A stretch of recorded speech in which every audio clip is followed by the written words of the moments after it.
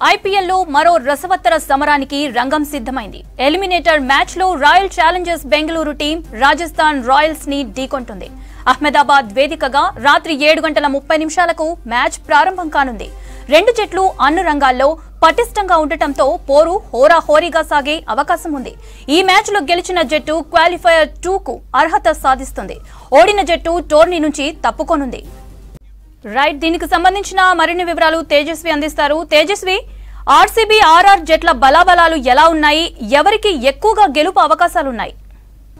ఈ రోజు one interesting fight అయితే జరగబోతోంది బిట్వీన్ టూ రాయల్ ఫైట్ అనొచ్చు దీన్ని. Rajasthan Royals versus royal Challengers Bengaluru. ఈ రోజు మ్యాచ్ అయితే మెయిన్ గా గుజరాత్ లోని అహ్మదాబాద్ స్టేడియం. అక్కడ 1,00,000 సిట్టింగ్ ఉంటుంది.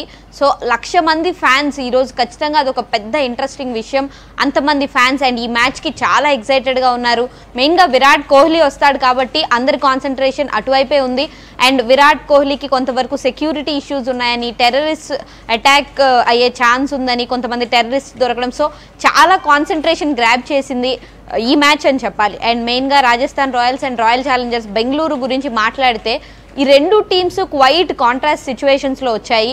రాజస్థాన్ రాయల్స్ ఫస్ట్ కంటిన్యూస్గా 8 మ్యాచెస్ గెలిచి నెక్స్ట్ మ్యాచెస్లో ఓడిపోతే నెక్స్ట్ కంటిన్యూస్గా 4 మ్యాచెస్లో ఓడిపోయాయి అండ్ ఒక మ్యాచ్ వర్షం వల్ల ఆగిపోయింది.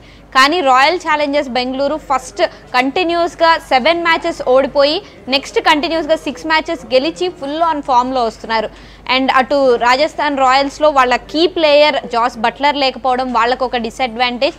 అండ్ ఇక్కడ రాయల్ ఛాలెంజర్స్ బెంగళూరులో విల్ జాక్స్, రీస్టాప్లీ వాళ్ళు ఇంటర్నేషనల్ డ్యూటీస్ కోసం వాళ్ళు వెళ్ళిపోవడం వీళ్ళకి కొంత డిసడ్వాంటేజ్ కాకపోయినా సరే, అంటే వీళ్ళని రీప్లేస్ చేయడానికి ఇక్కడ విల్ జాక్స్ని రీప్లేస్ చేయడానికి గ్లెన్ మ్యాక్స్వెల్ ఉన్నాడు. కానీ అక్కడ జాస్ బట్లర్ని రీప్లేస్ చేస్తారా లేదా టామ్ క్యాడ్మోర్ అనే ఒక కొత్త అతన్ని ఓపెనింగ్కి తీసుకొచ్చిన అతను లాస్ట్ మ్యాచ్లో అంత బాగా పర్ఫామ్ చేయలేదు. అండ్ నెక్స్ట్ మ్యాచ్లో వర్షం పడి ఆగిపోవడం వల్ల అతను ఎంతవరకు కన్సిస్టెంట్గా ఉంటాడనేది అర్థమవ్వని సిచ్యువేషన్. సో ఈరోజు రాజస్థాన్ రాయల్స్కి కొంతవరకు టఫ్ సిచ్యువేషన్సే కనిపిస్తున్నాయి. కానీ రాజస్థాన్ రాయల్స్ని అయితే తక్కువ అంచనా వేయడానికి లేదు. ఎందుకంటే కేకేఆర్ నిన్న కూడా అలాగే ఫిల్ సాల్ట్ లేడు, మరి ఓపెనింగ్ ఎలా చేస్తారు అనేది గుర్బాజ్ వచ్చి ఆ కన్సిస్టెన్సీ ఇస్తాడా లేదా అని డౌట్ పడ్డారు. కానీ వాళ్ళు చాలా మంచి ఓపెనింగ్ అండ్ ఈజీగా గెలిచేశారు. సో ఈరోజు రాజస్థాన్ రాయల్స్ విషయంలో కూడా అదే జరగవచ్చు, వాళ్ళని తక్కువ అంచనా వేయడానికి లేదు. అండ్ మెయిన్గా రాజస్థాన్ రాయల్స్లో వరల్డ్ క్లాస్ స్పిన్నర్స్ ఉన్నారు, అశ్విన్ అండ్ యూజీ చాహల్. వాళ్ళు చాలా తెలివిగా బౌలింగ్ చేస్తారు. మెయిన్గా బౌలింగ్ చేయటం వేరు కానీ తెలివిగా బౌలింగ్ చేస్తారంటే ప్లేయర్స్ని బ్యాట్స్మెన్ని ఎక్కువ హిట్ చేసేలాగా వాళ్ళకి వికెట్స్ తీస్తారు. సో వీళ్ళిద్దరిని తక్కువ అంచనా వేయడానికి లేదు. అండ్ మెయిన్గా ట్రెంట్ బోల్ట్ పవర్ ప్లేలో మంచి వికెట్స్ తీశాడు. ఇక్కడ ఎస్ఆర్హెచ్లో భువనేశ్వర్ కుమార్ ఎట్లయితే పవర్ ప్లేలో వికెట్ స్పెషలిస్టో అక్కడ ట్రెంట్ బోల్ట్ కూడా అంత బాగా పవర్ ప్లేలో వికెట్స్ తీస్తాడు. సో అది మెయిన్ కాంటెస్ట్ ఉండబోతోంది. పవర్ ప్లేలో ట్రెంట్ బోల్ట్ ఎలా వేస్తాడు. అండ్ మెయిన్గా విరాట్ కోహ్లీకి సందీప్ శర్మకి మధ్య ఒక ఇంట్రెస్టింగ్ కాంటెస్ట్ ఉంటుంది. సందీప్ శర్మ ఇప్పటికే 7 times విరాట్ కోహ్లీని అవుట్ చేయడం జరిగింది ఐపీఎల్లో. సో ఈరోజు జనరల్గా సందీప్ శర్మని పవర్ ప్లేలో తీసుకురారు, కానీ ఈరోజు మేబీ విరాట్ కోహ్లీని అవుట్ చేయడం కోసం సందీప్ శర్మకి పవర్ ప్లేలో ఎక్కువ ఛాన్స్ ఇవ్వచ్చు. సో ఇదొక ఇంట్రెస్టింగ్ కాంటెస్ట్. అండ్ స్పిన్నర్స్కి విరాట్ కోహ్లీ ఎలా ఆడతాడు, అశ్విన్ని చాహల్ని ఎలా ఓవర్కమ్ చేస్తాడు, ఎలా సీ ఆఫ్ చేస్తాడు. అండ్ ఇటు రాజస్థాన్ రాయల్స్లో కూడా ఎస్ఎస్వి జైస్వాల్ని యష్ దయాల్ అవుట్ చేసిన సిచ్యువేషన్స్ చాలా ఉన్నాయి. సో వీళ్ళిద్దరి మధ్య కూడా ఒక ఇంట్రెస్టింగ్ కాంటెస్ట్ అయితే ఉండబోతోంది. అండ్ మెయిన్గా ఇక్కడ సంజు శాంసన్ క్యాప్టెన్సీ గురించి మాట్లాడాలి. మధ్యలో కొన్ని సిచ్యువేషన్స్ ఆల్టర్ అవ్వడం వల్ల, కొంతమంది ప్లేయర్స్ వల్ల సంజు శాంసన్ అంత హై అవ్వలేకపోయాడు, కానీ విన్ దొరకలేదు. కానీ ఎప్పుడు తన క్యాప్టెన్సీ కానీ తన వరకు తను వికెట్ కీపింగ్ కానీ తను బ్యాటింగ్ కానీ ఆ కన్సిస్టెన్సీ చూపించాడు. అండ్ చాలా చాలా బాగా లీడ్ చేస్తున్నాడు టీంని యాజ్ ఏ కూల్ క్యాప్టెన్.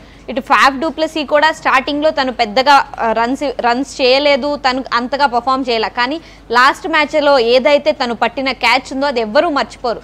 అలాంటి ఒక ఫీల్డింగ్, బ్యాటింగ్ తన వరకు తను ఇటు విరాట్ కోహ్లీకి ఆ హెల్ప్ ఇవ్వడం, తను ఆ పార్ట్నర్షిప్ని బిల్డ్ చేయడంలో తను ఎంత బాగా ఉన్నాడో అర్థమవుతోంది. సో ఇద్దరు చాలా చాలా మంచి క్యాప్టెన్స్గా ఉన్నారు ప్రస్తుతానికి.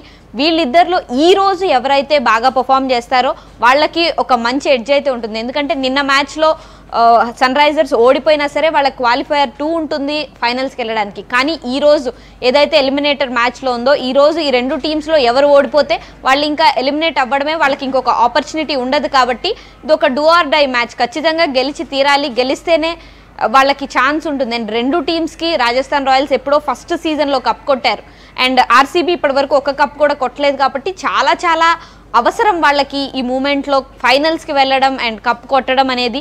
కానీ 3rd and 4th ప్లేస్లో ఉన్న వాళ్ళు కప్ కొట్టిన ఛాన్సెస్ గతంలో చాలా తక్కువ, కేవలం 2 times మాత్రమే 3rd and 4th ప్లేస్లో ఉన్న వాళ్ళు కొట్టారు. అండ్ 1st and 2nd ప్లేసెస్లో ఉన్న వాళ్ళు 12 times కప్పు కొట్టడం జరిగింది. సో అది రాంగ్, అంటే ఆ మిత్ని కొంచెం వీళ్ళు ప్రూవ్ చేయాలి అది రాంగ్ అని. అండ్ మనం ప్లేయింగ్ 11 గురించి మాట్లాడితే రాజస్థాన్ రాయల్స్లో Tom Kohler, Cadmore, Jos Buttler ప్లేస్లో రావడం, అండ్ ఎస్ఎస్వి జైస్వాల్ అస్సలు ఫామ్లోకి రావట్లేదు. తను ఒక సెంచరీ చేశాడు కానీ ఆ తర్వాత మళ్ళీ తను ఫామ్ కోల్పోతూ వచ్చాడు.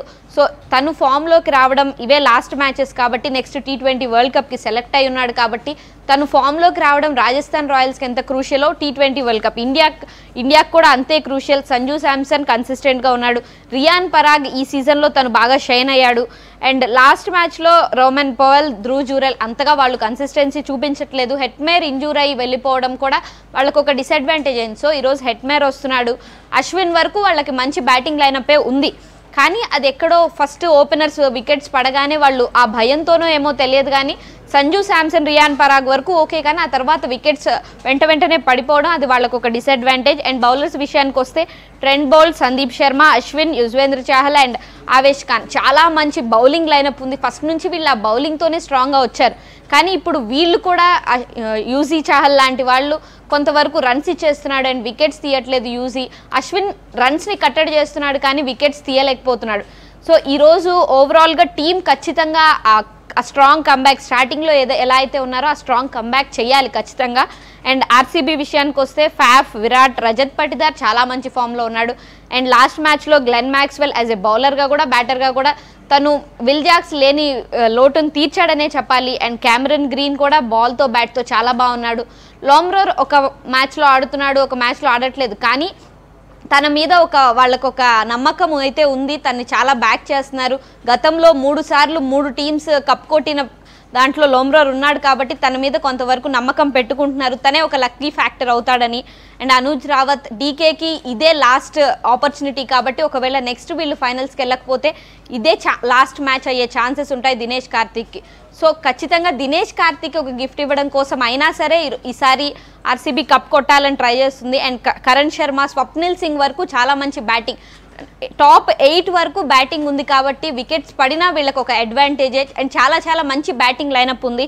అండ్ బౌలింగ్ కూడా సిరాజ్, యష్ దయాల్, లోకి ఫెర్గూసన్, కరణ్ శర్మ వీళ్ళందరూ ఫామ్లో ఉన్నారు, full on form. Last time Chennai Super Kings మీద మ్యాక్స్వెల్ ఫస్ట్ బాల్లోనే వికెట్ తీయడం అది అలా కలిసి వచ్చింది. సో మ్యాక్స్వెల్ కూడా బౌలింగ్ పరంగా ఇంత బాగా ఇవ్వగలడా అనేది అర్థమైపోయింది. కాబట్టి ఓవరాల్ 5 కాదు వీళ్ళకి ఇంకా ఎక్స్ట్రా కూడా వచ్చేసారు కాబట్టి ఆర్సీబీకి ఒక అడ్వాంటేజ్ అయితే ఉంది. కానీ రాజస్థాన్ రాయల్స్ని అయితే తక్కువ అంచనా వేయలేరు. నాకౌట్స్లో ఈ రెండు టీమ్స్ ఎలా ఆడతారు అనేది చాలా కాలంగా చూడలేదు కాబట్టి ఈ ప్రెషర్ కండిషన్ని పక్కకి నెట్టేసి ఖచ్చితంగా ఈరోజు గెలవాల్సిన సిచ్యువేషన్ రెండు టీమ్స్కి ఉంది.